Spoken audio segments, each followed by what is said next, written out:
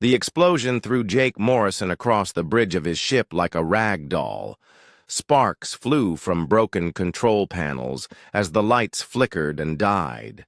Emergency power kicked in, bathing everything in a dim red glow. Jake pulled himself up from the floor, tasting blood in his mouth. "Damage report," he called out. But silence answered him back. The bridge was empty except for the dead bodies of his crew. Lieutenant Collins lay twisted beside her station, her neck bent at an angle that made Jake's stomach turn. Engineer Phillips was slumped over his console, smoke rising from burns across his back. Jake stumbled to the communications panel and tried to send a distress signal. Nothing worked. The ship's main computer was down, life support was failing, and he could hear the hull groaning under stress. Through the cracked view screen, he saw them approaching. 3 massive ships moved toward his dying vessel like sharks, closing in on wounded prey. They were unlike anything in the human database. Each ship was easily 10 times larger than his exploration vessel Aurora. Their hulls were dark gray with sharp angles that seemed to cut through space itself. Strange, symbols glowed along their sides in colors that hurt to look at. Jake had been running a routine survey mission in the Outer Rim when they appeared. No warning, no communication, just sudden and overwhelming firepower that turned his ship into scrap metal in seconds. Now they were coming to finish the job. The nearest alien ship extended a docking tube toward the Aurora. Jake heard metal scraping against metal as the tube locked onto his airlock. He grabbed his sidearm from his belt, knowing it would be useless but unable to stop himself. 20 years in the Space Navy had taught him to never give up without a fight. Heavy footsteps echoed through the corridor outside the bridge. Jake positioned himself behind an overturned console and waited. The footsteps grew louder, accompanied by strange clicking sounds and voices speaking in a language that sounded like grinding stone. The bridge door exploded inward. 3 figures stepped through the smoke and debris. Jake's breath caught in his throat as he got his first look at humanity's attackers. They stood nearly 8 feet tall on powerful legs that ended in clawed feet. Their bodies were covered in scales that shifted color from dark green to brown, depending on how the light hit them.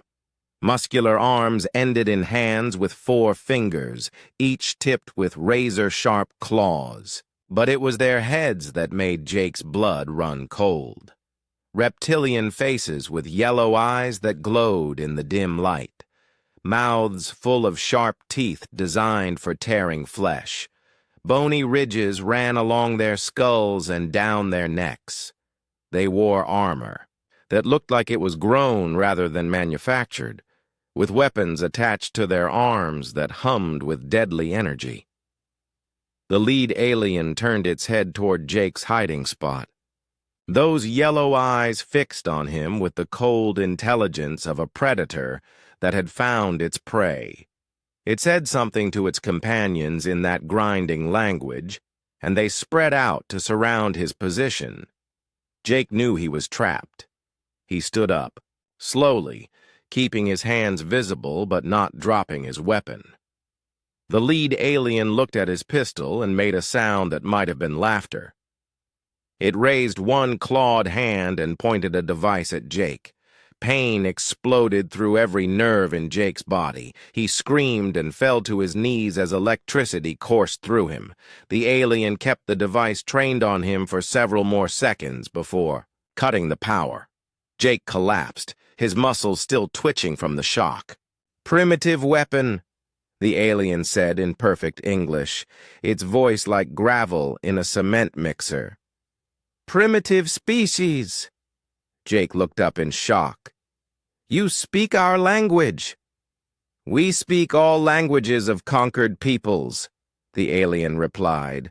"Your species broadcasts everything into space like children calling for attention. We have watched your primitive world for many cycles. The alien walked closer, its claws clicking on the metal deck plates. I am Commander Vex of the Zephyrian Empire. Your ship violated our territory. The penalty is death. We didn't know this was claimed space, Jake said, struggling to his feet. Our charts showed this system as unexplored. Vex made that grinding laugh sound again. All space belongs to the Empire. Your charts mean nothing. Your people mean nothing. You are insects that learn to fly. One of the other aliens said something in their language. Vex turned its head to listen, then looked back at Jake with what might have been amusement in those yellow eyes. My subordinate suggests we kill you now and be done with it. But I find your species interesting. You are the first humans we have captured alive. Jake felt a chill run down his spine. First humans you've captured. Your people are weak. They die too easily when we test them, but you survived our attack when your crew did not. Perhaps you will last longer than the others. What happened to the others? Jake asked, though he was afraid of the answer. Dead. All dead. We do not waste time with weaklings. Vex gestured with one clawed hand. But you interest me, human. You will come with us. You will be entertainment for my crew during our long journey. Journey to where? To the heart of the Empire, where you will be studied and eventually disposed of. But first, you will amuse us with your primitive ways. The two subordinate aliens moved forward and grabbed Jake by his arms. Their claws dug into his flesh through his uniform, drawing blood. Jake struggled, but their grip was like iron bands around his arms. Your ship will be destroyed, Vex continued as they dragged Jake toward the door. No trace will remain. Your people will never know what happened to you. Jake was hauled through the corridors of his dying ship toward the airlock. Emergency lights flickered and sparked as they passed. The bodies of his crew lay where they had fallen. Good people who had signed up to explore the stars, not to die in some alien ambush. As they reached the airlock, Jake caught a glimpse through a porthole of the Aurora's hull. Massive holes had been punched through the armor plating. Atmosphere was venting into space in frozen clouds. His ship, his crew, his mission, all destroyed in minutes by these creatures who saw humans as nothing more than insects. The airlock cycled, and Jake found himself in a corridor that belonged in a nightmare. The walls were covered in the same organic-looking armor as the aliens wore. Strange symbols pulsed with sickly light. The air smelled of sulfur and something else Jake couldn't identify, but made his stomach turn. They dragged him through corridors filled with more of the reptilian aliens. Each one turned to stare at him with those glowing yellow eyes. Some made comments in their grinding language that caused others to bare their sharp teeth in what Jake assumed was laughter. Eventually, they reached a small chamber with a single door. The walls were smooth metal with no windows or decoration. A simple sleeping platform extended from one wall. In the corner was what Jake assumed was some kind of waste disposal unit. Vex stood in the doorway as his subordinates threw Jake into the cell. Welcome to your new home, human. Try not to die too quickly.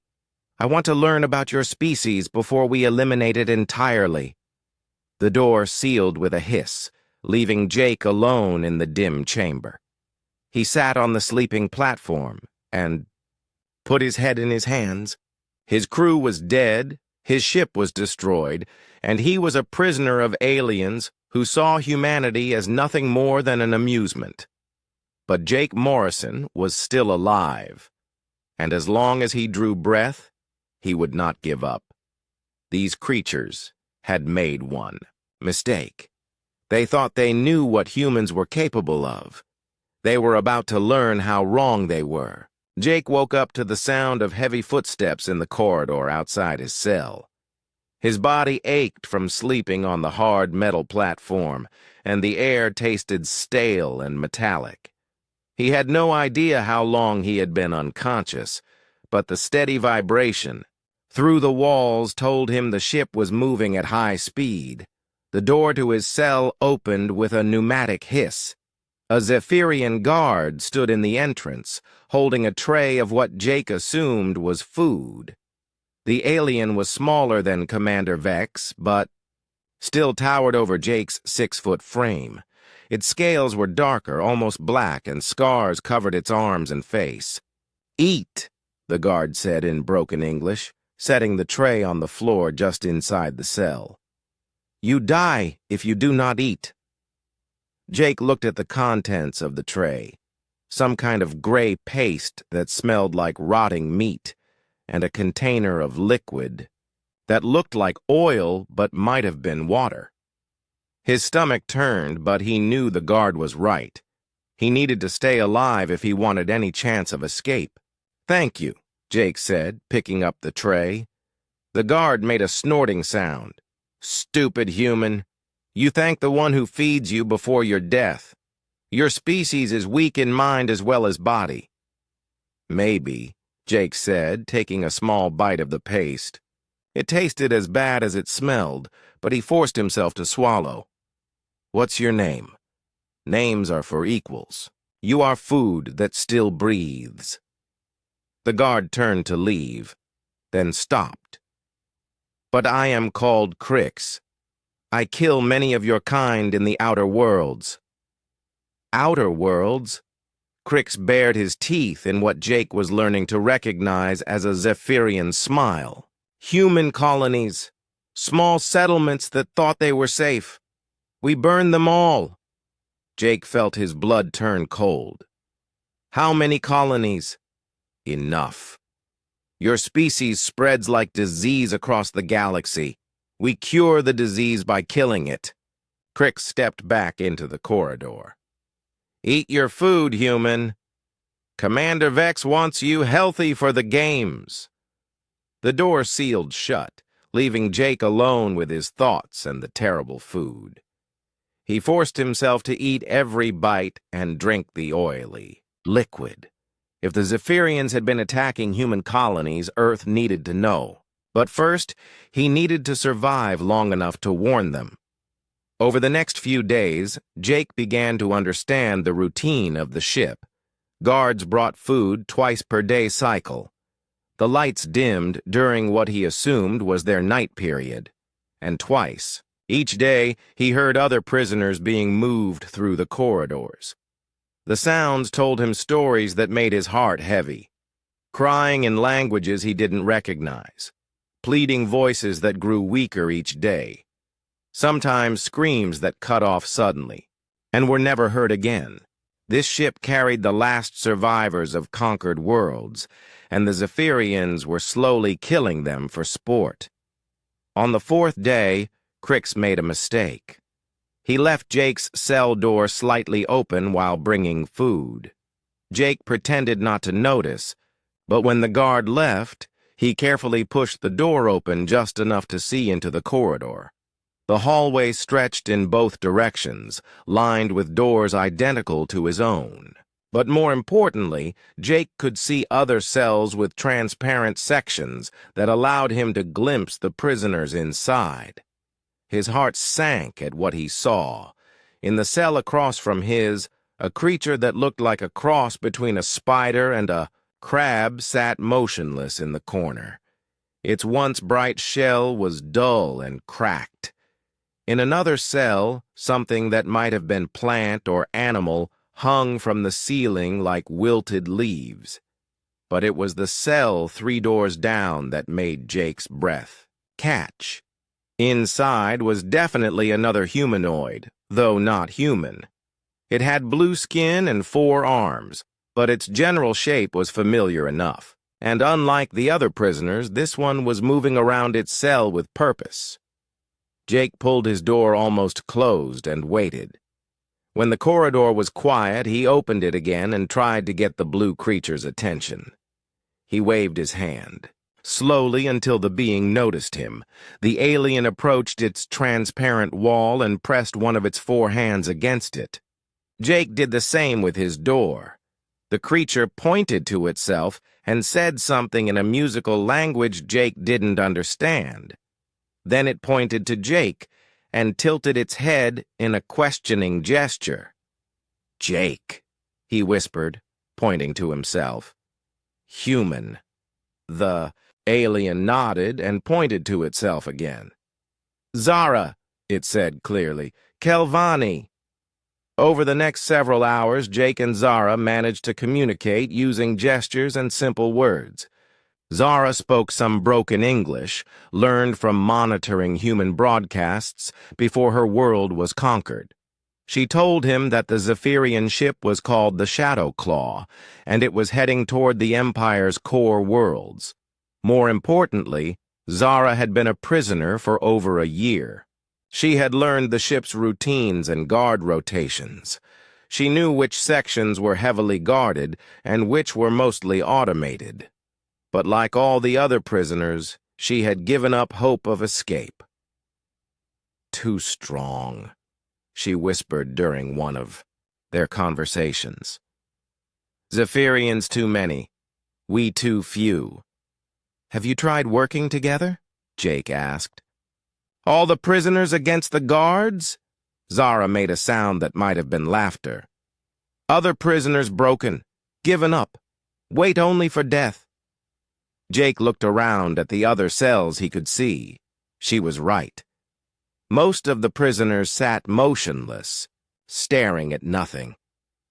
They had been worn down by months or years of captivity until they were just waiting to die. But Jake was different. He had only been a prisoner for days, not months. His spirit was still intact, and his mind was still working on the problem of escape. The Zephyrians thought humans were weak and primitive, but they didn't understand human nature. "Zara," he whispered, "I need to know about the ship's layout. Can you tell me what you've learned?" She looked at him with large eyes that held the first spark of hope he had seen. "You plan escape?" "I plan to try. But I need information first." Over the next few days, Zara shared everything she knew about the Shadow Claw. The ship was massive, with thousands of Zephyrian crew members. The prison section was in the lower levels, far from the important systems. Guards rotated every 12 hours, and during shift changes there was a brief period when some corridors were unwatched. She also told him about the ship's destination. They were heading to Zephyr Prime, the heart of the Empire, where the prisoners would be used in gladiatorial games for the entertainment of the ruling class. The journey would take several more weeks. "But human," Zara said during one of their whispered conversations. "Even if we escape cells, where do we go? Ship is in deep space. No planets for many days' travel." Jake had been thinking about that problem too. "We don't need to reach a planet. We just need to get to a communication system and warn our home worlds what's coming. Zephyrians will kill us before we send message. Maybe. But maybe we can do enough damage to slow them down, make them think twice about attacking our worlds." Zara was quiet for a long moment. "You are different from other prisoners, human Jake. You still fight in your mind." "That's what humans do," Jake said. "We fight even when we can't win, especially when we can't win." That night, Jake lay on his sleeping platform and stared at the ceiling. He was beginning to form the outline of a plan, but it would require perfect timing and incredible luck. He would also need help from Zara and possibly some of the other prisoners. The Zephyrians thought they had captured a primitive human who would provide entertainment before dying. They had no idea they had picked up someone who refused to accept defeat. Someone who understood that sometimes the only way to win was to make sure your enemy paid such a high price for victory that they thought twice about fighting the next battle. Jake Morrison had been a Navy officer for 20 years. He had been trained to think tactically, to find weaknesses in enemy positions, and to never give up while he still drew breath. The Zephyrians were about to learn that taking a human prisoner was very different from breaking a human spirit. The ship continued its journey toward the heart of the Empire, carrying what its crew thought was cargo bound for the arena. But, in the depths of the prison section, a plan was beginning to form that would change everything. Commander Vex arrived at Jake's cell on the 7th day of his captivity. The massive Zephyrian ducked through the doorway, flanked by 2 guards who kept their weapons trained on Jake. Vex carried a small device in one clawed hand that projected images into the air between them. "Human," Vex said, settling his bulk onto the floor across from where Jake sat. "Today you will entertain me with stories of your pathetic species." Jake looked at the holographic display that materialized above the device. It showed star charts, with human colonies marked in red. Too many red dots, scattered across dozens of systems. Each one represented thousands or millions of people who had no idea what was coming for them. "You seem interested in our maps," Vex observed, watching Jake's face carefully. "Good. You should be. These are all the human settlements we have discovered by monitoring your communications." "That's impossible," Jake said, though his heart was sinking. "Some of those colonies don't even have communication arrays yet." Vex made that grinding laugh sound that Jake had learned to hate. "Your species is like children playing with fire. You broadcast everything into space without thought, entertainment, signals, navigation data, colony reports. We have been listening for many cycles, mapping your expansion, learning your weaknesses." The hologram shifted to show intercepted human transmissions, news broadcasts, entertainment programs, even personal messages between colonies. Jake watched in horror as Earth's history played out in fast forward, showing humanity's technological development over the past century. "Fascinating creatures," Vex continued. "You wage war against each other while expanding into space. You create art and music while developing weapons. You form families and bonds while conquering new worlds. So much like us, yet so much weaker." "We're not that weak," Jake said. "Humans have survived ice ages, plagues, wars that nearly destroyed our entire planet. We're tougher than you think. Are you?" Vex leaned forward, his yellow eyes glowing in the dim light. "Tell me, human, how many ships does your species possess that could stand against the Shadow Claw?" Jake thought about the human fleet.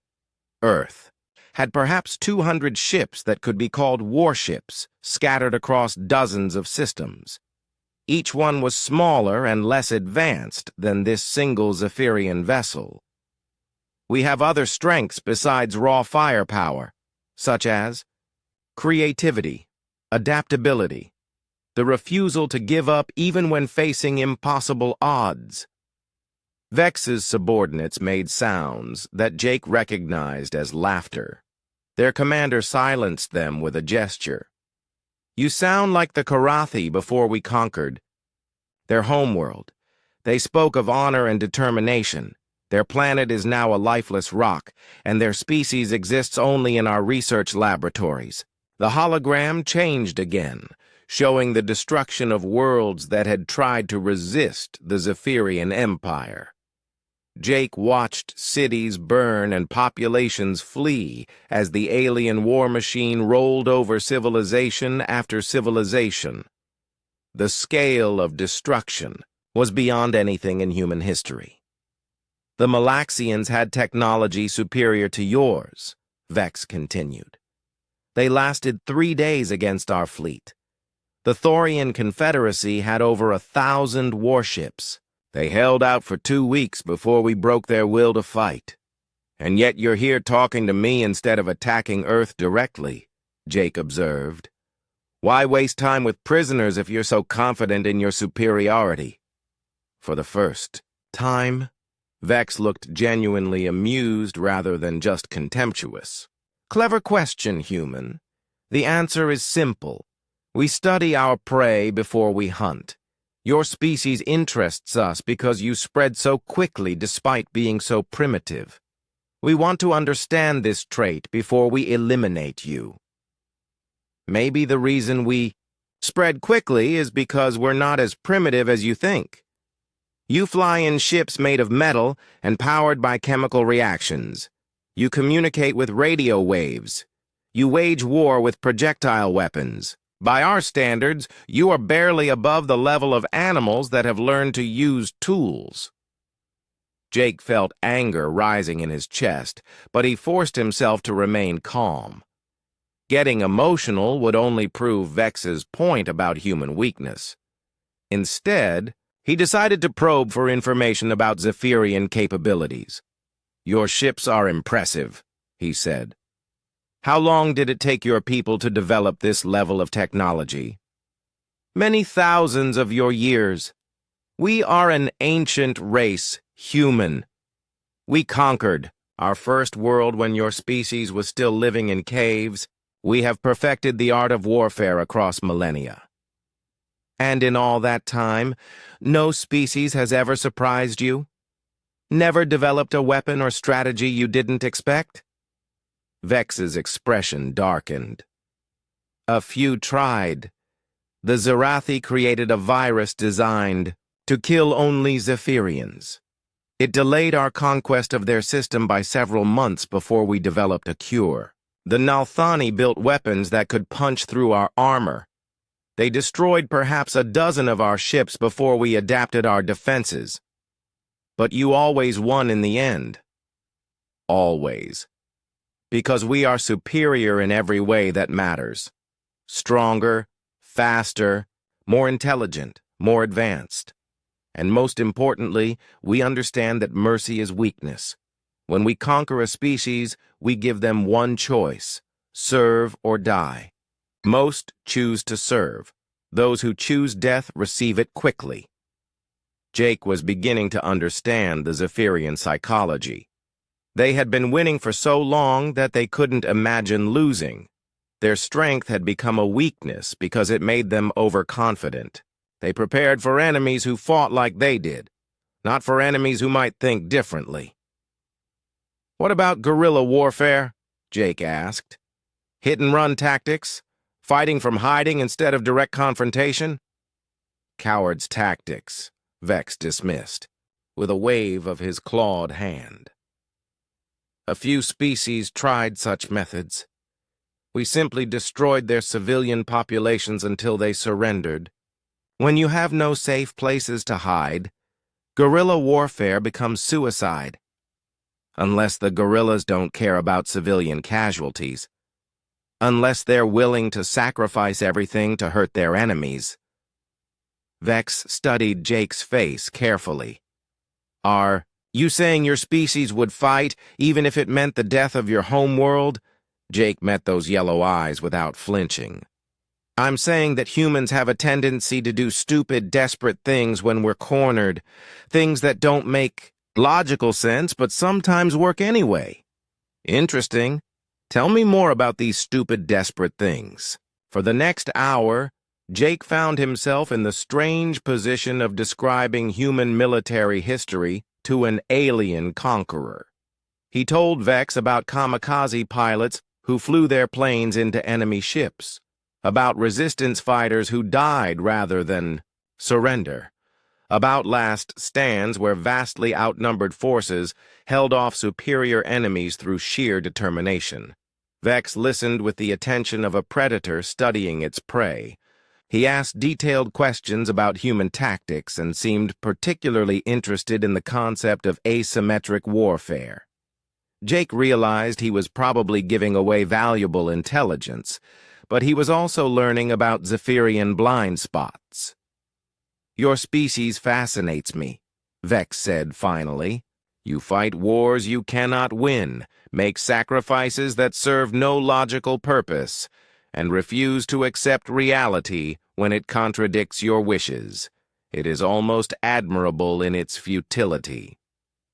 Maybe what you call futility, we call hope. Hope is the enemy of clear thinking. It makes species do foolish things instead of accepting their fate with dignity. Jake leaned back against the wall of his cell. You know what I think, Commander Vex? I think you're scared. The temperature in the room seemed to drop several degrees. Vex's subordinates raised their weapons, but their commander held up a hand to stop them. Explain this accusation, human. You've been studying us for years. You know exactly where our colonies are and how many ships we have. You could have attacked at any time and won easily. But instead, you're here talking to a prisoner, trying to understand why humans don't give up. That tells me you've encountered something in our behavior that worries you. I fear nothing from your primitive species. Then why haven't you attacked? Yet? Vex was quiet for a long moment. When he spoke again, his voice carried a note Jake hadn't heard before. Because in all our centuries of conquest, we have learned that the most dangerous enemies are not always the strongest ones. They are the ones who refuse to behave as logic dictates they should.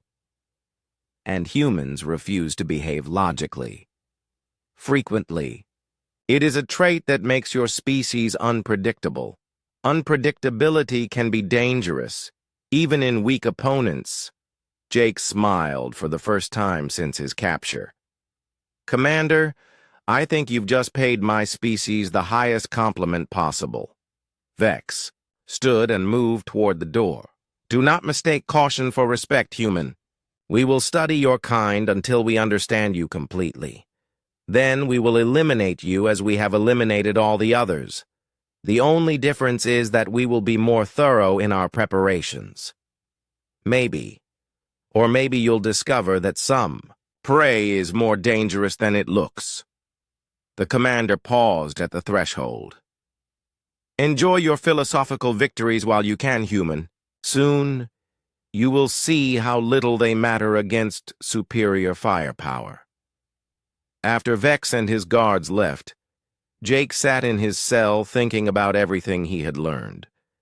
The Zephyrians were planning to attack human space, but they were taking their time to study their enemy first. They were confident in their technological superiority, but cautious about human unpredictability. Most importantly, they didn't understand that unpredictability could be a weapon in itself. They were preparing for humans to fight like every other species they had conquered.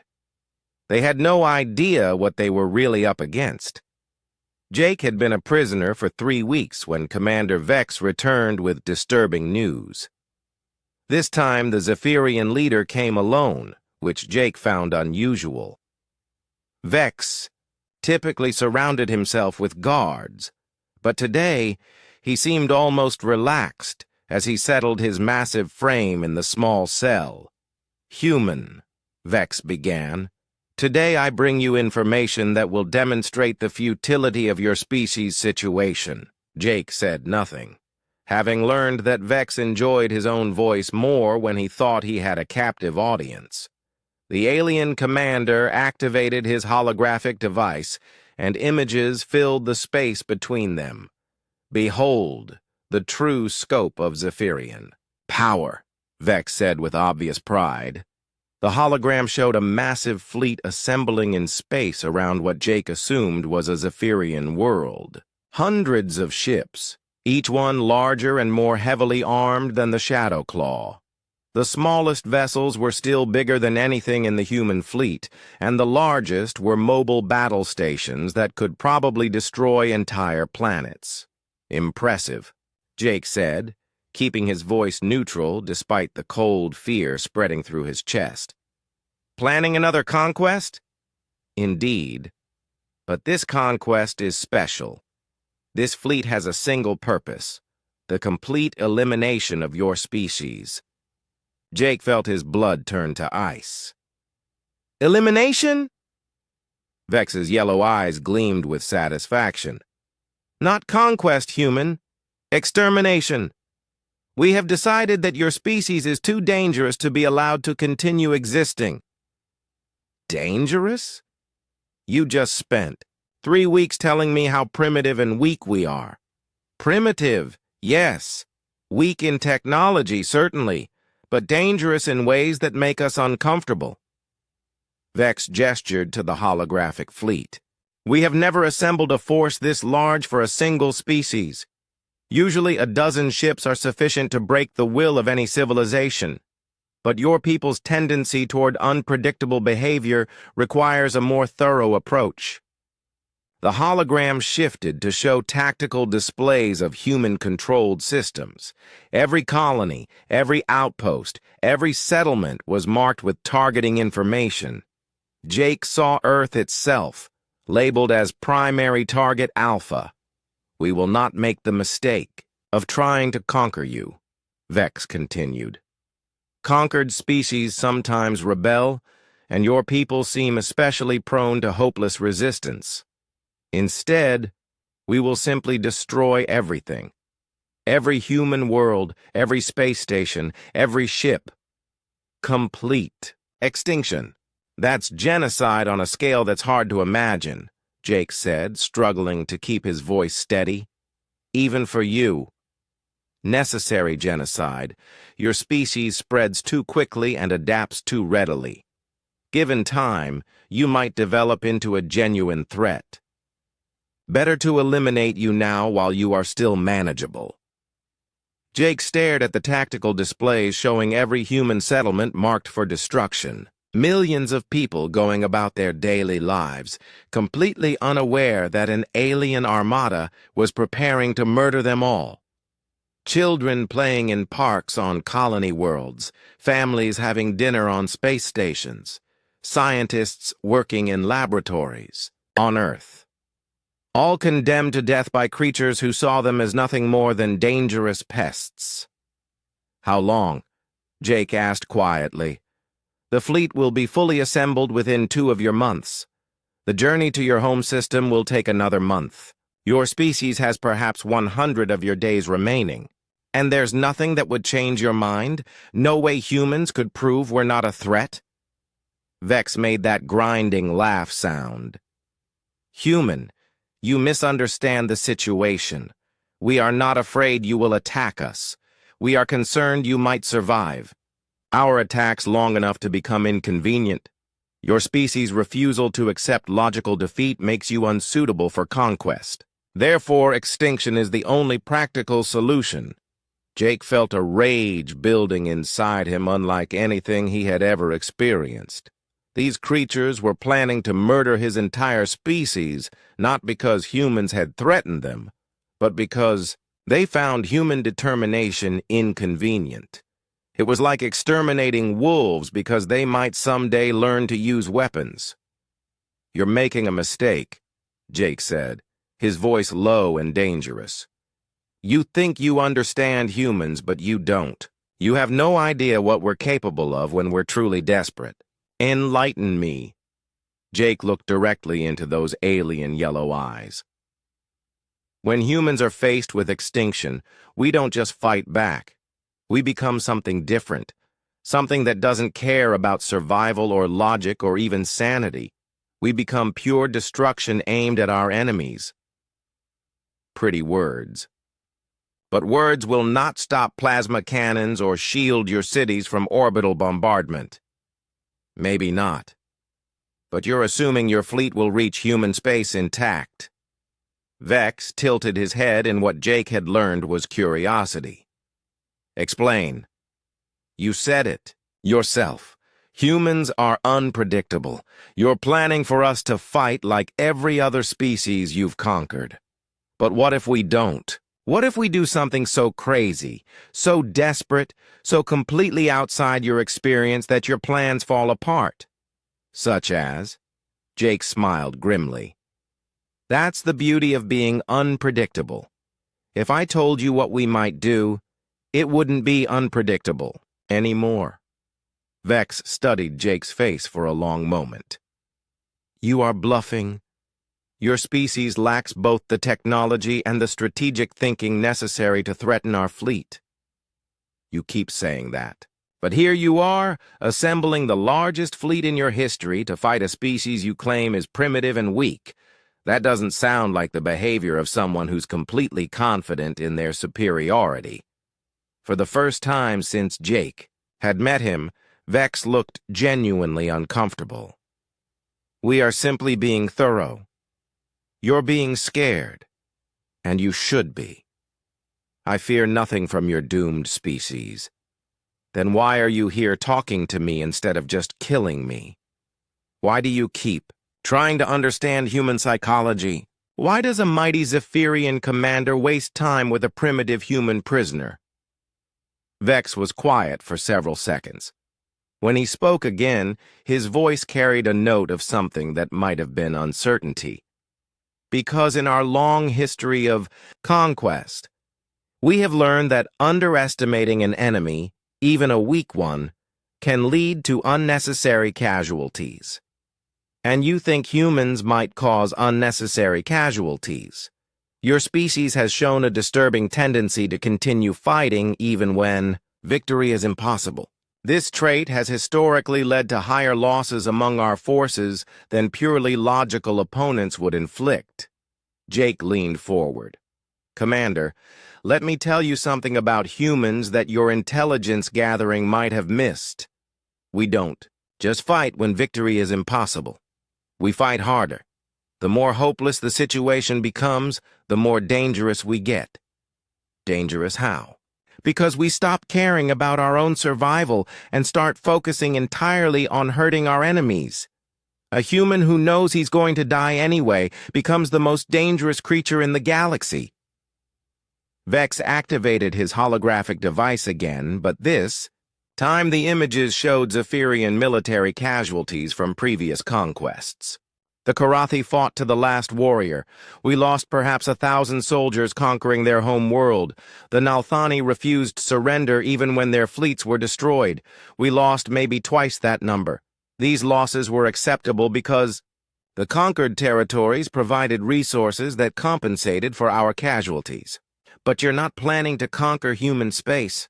You're planning to destroy it, which means you get no resources to offset your casualties. True. But what casualties could your primitive species possibly inflict on our advanced fleet? Jake's smile turned cold.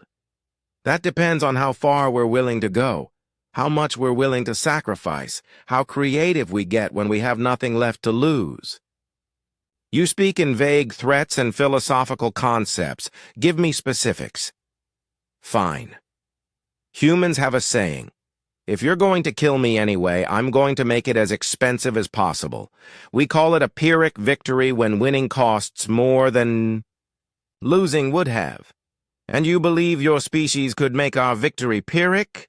I believe my species could make your victory so costly that other civilizations would hear about it and start thinking that maybe the mighty Zephyrian Empire isn't as invincible as it pretends to be. Vex's eyes narrowed dangerously. You suggest that defeating your species might encourage rebellion among our subject peoples. I'm not suggesting anything. I'm telling you that humans don't go quietly into extinction. We go out fighting, screaming, and taking as many enemies with us as we possibly can. And when other species see what it costs to exterminate a primitive race like humanity, they might start wondering what it would cost to exterminate them. The cell was silent for a long moment. Vex stared at Jake with an expression that mixed contempt with something that might have been concern. You believe your species' destruction could inspire others to resist us. I believe that showing the galaxy what humans are really capable of when facing extinction might be the most important thing our species ever does. Vex stood abruptly, his bulk filling the small space. Enough philosophy, human. Your species We'll die regardless of your brave words. The only question is whether you will live long enough to witness their extinction. Maybe. But Commander, remember this conversation when your casualties start mounting. Remember that a primitive human prisoner tried to warn you what you were really facing. Vex left without another word, but Jake could see that their conversation had affected the alien leader. Good. Let him worry. Let him spend sleepless nights, wondering what surprises humanity might have in store for his grand fleet. Jake settled back against the wall. Jake spent the next several days in careful observation of everything around him. Every guard rotation, every meal delivery, every sound that echoed through the prison corridors. He had gone from being a defeated captive to a soldier gathering intelligence for the most important mission of his life.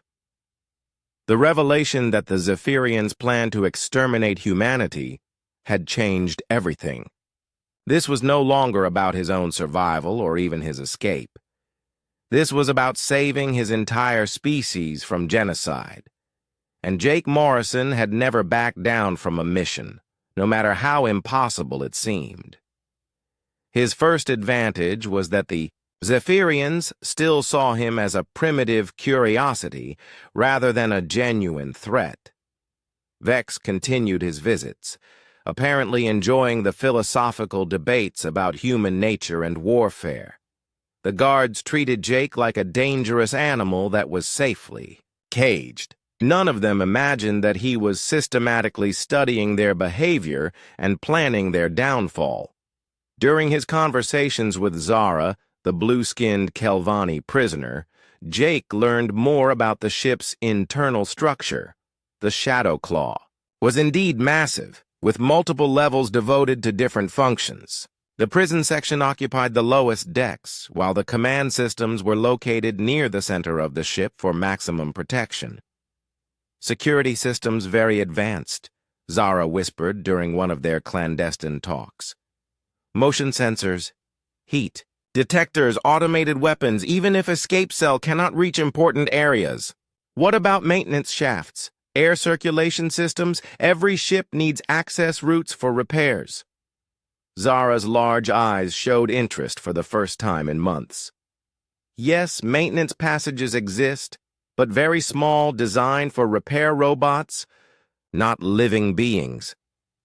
How small? Perhaps large enough for juvenile Zephyrian.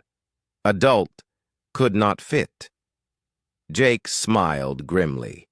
Humans were smaller than adult Zephyrians, and Jake had always been lean rather than bulky. If he could find a way into the maintenance system, he might be able to reach areas of the ship that were considered secure. But first, he needed to understand what he was trying to accomplish. Simply escaping his cell wouldn't be enough. He needed to find a way to warn Earth about the coming extermination fleet, and preferably delay or damage that fleet in the process. Zara, what do you know about the ship's communication systems? Very powerful. Can send messages across many star systems, but heavily guarded and require command codes to operate. What about the navigation computer or the engine controls? All connected to central computer network. But network has security barriers that prevent unauthorized access. Jake nodded thoughtfully. The Zephyrians were advanced, but they were also overconfident. They had designed their security to keep out conventional threats, not desperate humans with nothing to lose. Over the following days, Jake began working on the psychological aspect of his plan. During his conversations with Vex, he started planting seeds of doubt about Zephyrian superiority. Not direct challenges that would make the commander defensive, but subtle questions that made Vex think. "Commander," Jake said during one visit, "I've been wondering about something. In all your centuries of conquest, has any species ever managed to damage one of your ships before being defeated?" "Occasionally. The Thorian Confederacy managed to destroy several vessels before we adapted to their tactics. The Zarathi damaged perhaps a dozen ships with their biological weapons. But those were advanced civilizations with powerful militaries. What about primitive species like humans? Vex seemed amused by the question. Primitive species rarely inflict any meaningful casualties. Their weapons are too weak and their tactics too simple. I see. So the worst thing a primitive species could do would be minor damage to a few ships. At most. Jake nodded, as if accepting this assessment. But he was actually learning about Zephyrian assumptions. They expected primitive enemies to use primitive tactics. They weren't prepared for enemies who might think completely outside conventional military strategy. Meanwhile, Jake was also working on Zara. The Kelvani had been broken by months of captivity, but Jake sensed that her spirit wasn't completely destroyed. She had been trying to communicate with him, which showed she still had some fight left. "Zara," he said one night, "what was your job before you were captured?" "Engineer. Designed atmospheric processors for colony worlds. So you understand complex systems. Computer networks, power distribution, life support. Yes. But why does this matter? We are prisoners waiting to die." Maybe. Or maybe we're engineers who understand how to break things. For the first time since Jake had known her, Zara looked directly at him with something resembling hope. "You truly plan escape?" "I plan something much more important than escape. I plan to make sure the Zephyrians regret the day they decided to underestimate humans." Jake began sharing his developing plan with Zara. Not all of it because he wasn't sure she was ready for the full scope of what he had in mind, but enough to get her thinking like an engineer again instead of a defeated prisoner. The plan was complex and would require perfect timing, incredible luck, and a willingness to sacrifice everything for a chance at success. Jake would need to escape his cell during a guard rotation change, make his way through the maintenance shafts to the ship's central computer core, and somehow penetrate security systems designed by a civilization thousands of years more advanced than humanity. But Jake had advantages the Zephyrians didn't know about. 20 years in the Space Navy had taught him how ships worked, regardless of their origin. His engineering background from the Naval Academy gave him insights into system vulnerabilities that most soldiers wouldn't recognize. And most importantly, he was fighting for the survival of his species, which gave him a motivation no Zephyrian could match. "The first step," Jake explained to Zara, "is getting out of these cells during the shift change window. I've been timing the guards, and there's a 12-minute gap when the corridors are minimally supervised. But cell doors are electronically locked with multiple security protocols." "True. But every lock system has manual overrides for emergencies. The Zephyrians wouldn't design a prison that could trap their own people during a ship malfunction." Jake had been studying the door mechanism during meal deliveries. The guards used a handheld device to open the locks, but he had noticed a small panel near the floor that was probably an emergency manual release. Getting to it would require tools he didn't have, but he was working on that problem too. "Zara, you said you were an atmospheric engineer. Do you know how to create chemical reactions that might generate heat or electrical current?" "Yes. But we have no materials for such reactions. We have food containers, waste disposal systems, and metal surfaces. In the right combinations, those might be enough." Over the next week, Jake and Zara worked together to create crude but functional tools from the materials available in their cells.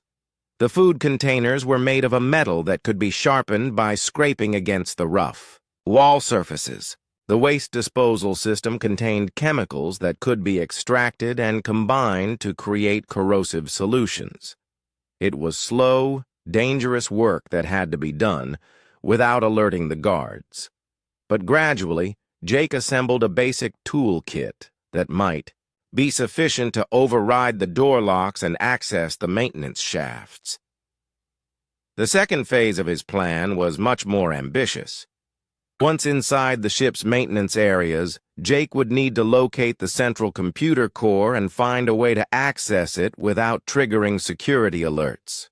This would require detailed knowledge of Zephyrian computer systems that he simply didn't possess.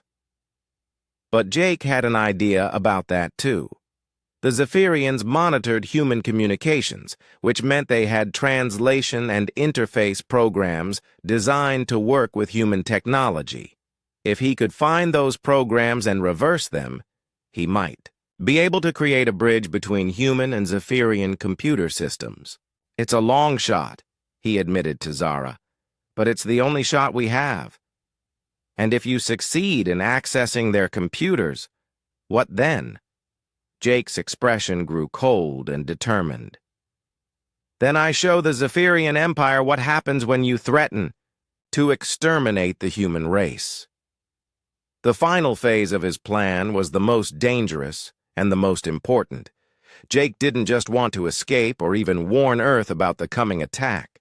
He wanted to cripple the Zephyrian war effort so badly that they would think twice about attacking humanity. The Shadow Claw was just one ship, but it was also the flagship of a fleet assembling to commit genocide. If Jake could turn it into a weapon against its own allies, he might be able to inflict casualties that would make the Zephyrians reconsider their plans. "You plan to use this ship against their fleet?" Zara asked in amazement. "I plan to show them what human desperation looks like when it's backed up by alien technology." Jake settled back in his cell and reviewed his plan one more time. It was insane, nearly impossible, and would almost certainly result in his death. But it was also the only chance his species had of surviving the next few months.